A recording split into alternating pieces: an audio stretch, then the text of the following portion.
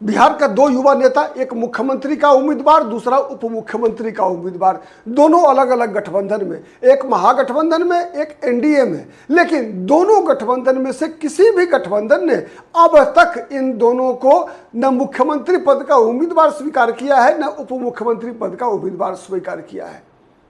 तो आज हम ये जानने का प्रयास करते हैं कि ये दो राजनीतिक चेहरे हैं कौन। आप तो समझ गए होंगे, लेकिन ये कैसे बिहार में दोनों गठबंधन को, एनडीए को भी और महागठबंधन को, मतलब जिस गठबंधन में ये दोनों हैं, अपने अपने गठबंधन के अन्य दलों को कैसे उंगलियों पे नचा रहे हैं, इस बात का आज हम विश्लेषण करने का प्रयास करेंगे। मित्रों, आप देख रहे हैं पॉलिटिकल आइडिया और मैं हूं प्रदीप कुमार। आज हम बात कर रहे हैं चिराग पासवान की और मुकेश सहनी की। चिराग पासवान एनडीए में है तो तीसरे नंबर के घटक, बीजेपी जनता दल यूनाइटेड के बाद चिराग पासवान की पार्टी का नंबर है, संख्या बल के अनुसार भी और वोट परसेंटेज की ताकत के अनुसार भी। लेकिन कहते हैं चिराग पासवान खुद को नरेंद्र मोदी का हनुमान, और नरेंद्र मोदी का हनुमान कहते हैं एक तरफ, दूसरी तरफ नीतीश कुमार के बारे में कहते हैं कि नीतीश कुमार हमारे मुख्यमंत्री पद के उम्मीदवार हैं। तीसरी तरफ चिराग पासवान खुद को मुख्यमंत्री पद के उम्मीदवार के रूप में पेश भी कर रहे हैं। कई तरीकों से कहते हैं दिल्ली में पत्रकार वार्ता में कि मेरा मन दिल्ली में लगता नहीं, बिहार बुला रहा है। उनकी पार्टी के लोग कहते हैं कि चिराग पासवान मुख्यमंत्री बनेंगे। चिराग पासवान स्वयं कहते हैं 243 विधानसभा सीटों पर चिराग पासवान लड़ेगा। चिराग पासवान की पार्टी के वरिष्ठ सांसद, उनकी अपने बहनोई, सगे बहनोई अरुण भारती कहते हैं कि चिराग पासवान तो मुख्यमंत्री पद का उम्मीदवार है, इसीलिए वो सामान्य विधानसभा सीट से चुनाव लड़ेगा। मतलब सह भी चिराग की, मात भी चिराग की। तो चिराग का रोडमैप क्या है? अगर इस रोडमैप को समझने के लिए सबसे पहले आप चलिए 2020 का बिहार विधानसभा चुनाव क्या हुआ था। 2020 के विधानसभा चुनाव में चिराग पासवान ने नीतीश कुमार की खटिया खड़ी कर दी थी। नीतीश कुमार की खटिया ऐसी खड़ी हुई कि नीतीश कुमार हाफ हो गए, भले ही चिराग पासवान क्यों ना साफ हो गए हों। इस बार भी जिस प्रकार का खेल दिख रहा है, उस खेल का संकेत यही है कि चिराग पासवान की चाल का अनुमान लगाना राजनीतिक महारथी को छोड़ दीजिए, राजनीतिक विश्लेषकों के लिए भी बहुत मुश्किल हो रहा है कि चिराग पासवान बोल क्या रहे हैं और चिराग पासवान कर क्या रहे हैं। इसलिए चिराग पासवान महत्वपूर्ण क्यों है एनडीए के लिए महत्वपूर्ण? तो एनडीए के लिए महत्वपूर्ण चिराग पासवान सबसे अधिक है। क्यों, मैं बताऊं। आज एनडीए में मुख्यमंत्री वर्तमान में नीतीश कुमार हैं। कहा जाता है कि नीतीश कुमार ही 2025 में मुख्यमंत्री भी बनेंगे। आधिकारिक रूप से घोषणा नहीं हुई है, लेकिन दबे स्वरों में एनडीए के लोग नीतीश कुमार के नाम का विरोध करने में का साहस नहीं जुटा पा रहे हैं। मतलब बीजेपी के भी कोई नेता यह कहने की स्थिति में नहीं है कि नीतीश कुमार मुख्यमंत्री नहीं बनेंगे। तो ये जो धर्म संकट है, क्यों है? इसलिए है कि नीतीश कुमार की लोकप्रियता अपने निम्नतम स्तर पर है। 2020 वाली स्थिति नहीं है नीतीश कुमार की। कई कारण है, सब कारण आपको पता भी है। उसी का फायदा चिराग पासवान उठा रहे हैं, और चिराग पासवान एक ऐसा चेहरा जिसके ऊपर अब तक दाग नहीं है। साथ ही चिराग पासवान के साथ चिराग पासवान की उम्मीदवारी के नाम पर एक दलित का बहुत बड़ा वोट बैंक भी है।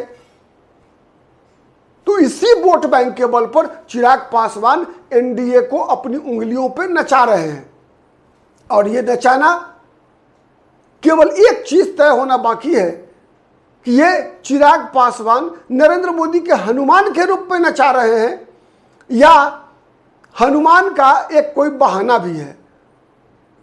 मतलब क्या चिराग पासवान एनडीए से बाहर जाकर भी अपना कोई रास्ता ढूंढ रहे हैं? क्या चिराग पासवान केंद्रीय मंत्रिमंडल से इस्तीफा देकर बिहार में किसी तीसरे मोर्चे का अंग बनने की तैयारी कर रहे हैं? संकेत तो मिल रहा है। जिस प्रकार से चिराग पासवान प्रशांत किशोर की प्रशंसा कर रहे हैं और प्रशांत किशोर चिराग पासवान में सीएम मटेरियल देख रहे हैं। तो क्या चिराग पासवान प्रशांत किशोर की तरफ जाने की स्थिति में है मुख्यमंत्री बनने के लिए?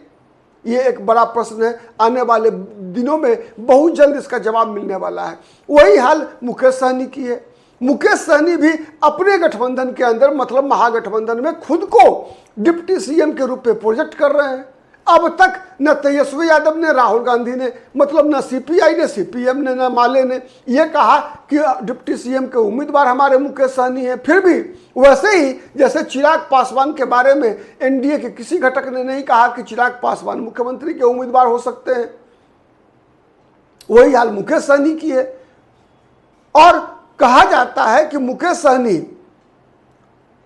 किसी एक घाट के पानी तो पीने वाले हैं नहीं, पहले भी 2 घाट के पानी तो पी चुके हैं। एक पांव एनडीए में, दूसरा पांव महागठबंधन में होता है मुकेश सहनी का। तो क्या मुकेश सहनी भी कोई खेल करने वाले हैं? क्या मुकेश सहनी महागठबंधन से बाहर जाने वाले हैं? क्योंकि मुकेश सहनी की मांग क्या है? मुकेश सहनी की मांग 3 अब तक निकल कर आई है।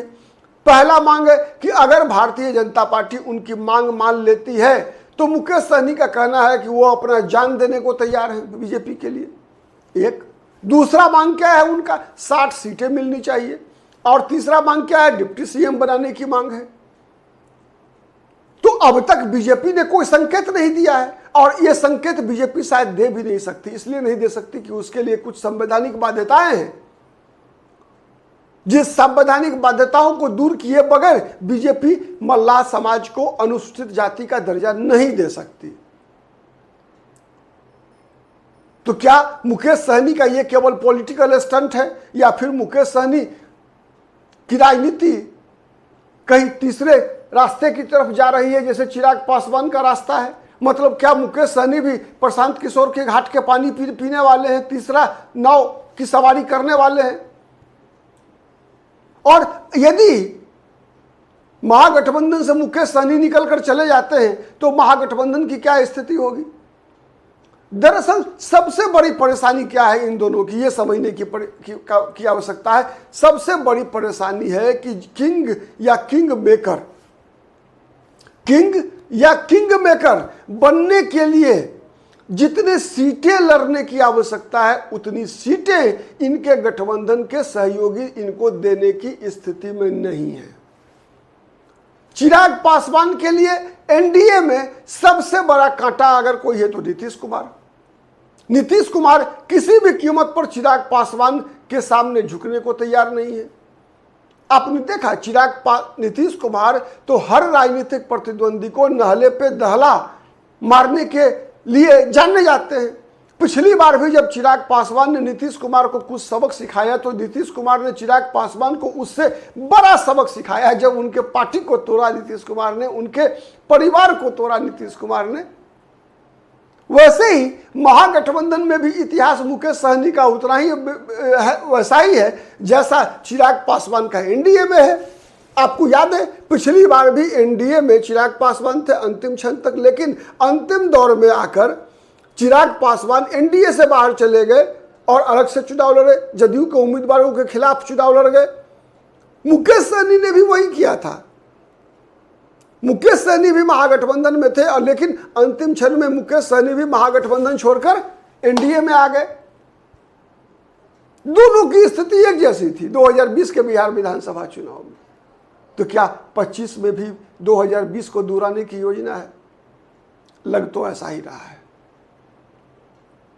दोनों का रास्ता एक ही तरफ जाता हुआ दिख रहा है, जहां पर इन दोनों को पर्याप्त संख्या में सीटें लड़ने को मिल सकती है।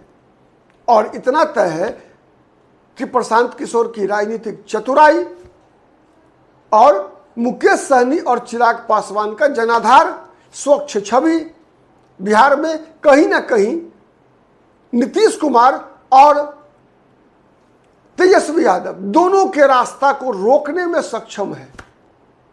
आज के लिए इतना ही। नमस्कार।